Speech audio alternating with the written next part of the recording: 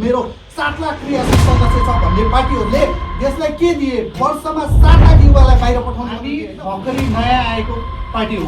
त्यही त योगदान पुरा गरे हैन, के योगदान तपाईहरुले भने नि उहाँहरुको जति त्याग तपस्या योगदान छ यो प्रश्नलाई टुङ्ग्याउन दिनुस्। यो प्रश्नलाई म टुङ्ग्याउँछु कि त तपाईले निर्वाचन आयोगमा पार्टी जुन हामीले पार्टी दर्ता गर्छौं नि त्यतिखेर नै पार्टी दर्ता गर्न एउटा योगदानको सीमा राखिदिनुस्।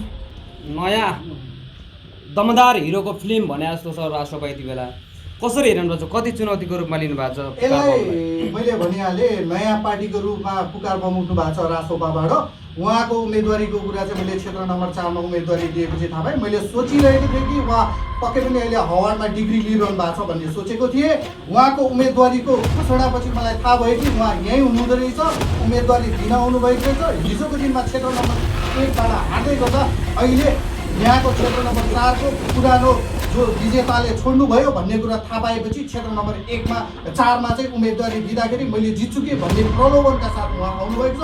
उहाँलाई एउटा शुभकामना त दिन चाहन्छु, त्यहाँभन्दा बेसी अपेक्षा केही छैन मलाई उहाँसँग। एउटा चुनौतीको रूपमा लिनु भएको छैन राष्ट्रसभा? उहाँलाई मैले चुनौतीको रूपमा लिनु उहाँहरू जस्तो अवसरवादी व्यक्तिले जित्नुभयो भने मेरो लागि होइन समाजको चुनौती हो। म त हिजो पनि सङ्घर्ष गरेको मान्छे, भोलि पनि त्यही सङ्घर्ष गरेर बस्न सक्छु।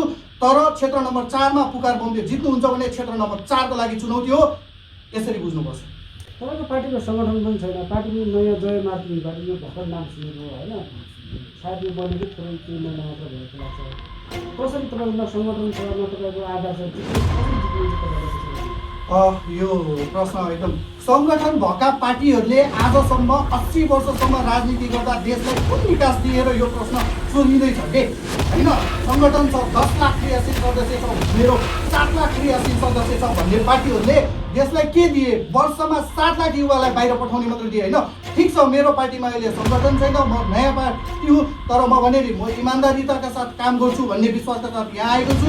मेरो इमान्दारितालाई हेरेर क्षेत्र नम्बर 4 को महानुभावहरूले भोट हाल्नुहुन्छ भन्ने विश्वासका साथ त्यही विश्वासमा म जित्छु, मेरो इमान्दारिताले म जित्छु भन्ने विश्वासका साथ अगाडि आएको छु। मेरो सङ्गठन छैन, तर मेरो जुन इमान्दारिता छ नि, मैले कसैको अहिलेसम्म राजनीति गरेर कसैको केही पनि गर्नु परेको छैन। म आफ्नै सङ्घर्षले यहाँसम्म आइपुगेको छु र भोलि पनि सङ्घर्ष गरेर नै क्षेत्रलाई अगाडि बढाउँछु भन्ने सोचका साथ यहाँ आएको छु। त्यही इमान्दारिताका साथ म जित्ने अपेक्षामा छु।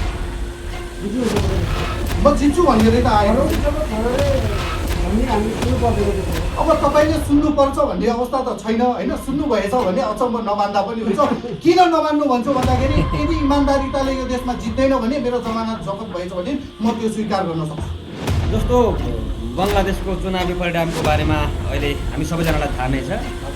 एक प्रकारले भन्ने हो भने आन्दोलनपछि उदाएर आएका पार्टीहरू नेपालमा पनि यहाँलाई पनि उदाहरणमा राख्न सकिन्छ। नेपालको सन्दर्भमा हेर्ने हो भने त्यसरी उदाएर आएका पार्टीहरूले जम्मा 300 सिटमा जम्मा 4-5 देखि 6 सिटमा सीमित रहन पुग्यो।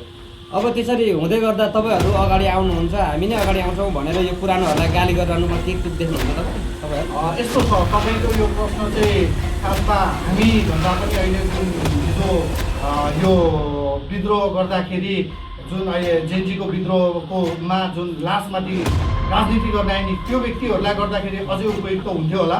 होइन, योगदानलाई बिर्सिनुहुन्छ तपाईँहरू? उहाँले गरेको योगदानलाई पनि त बिर्सिनु भएको? कस्तो खालको योगदान?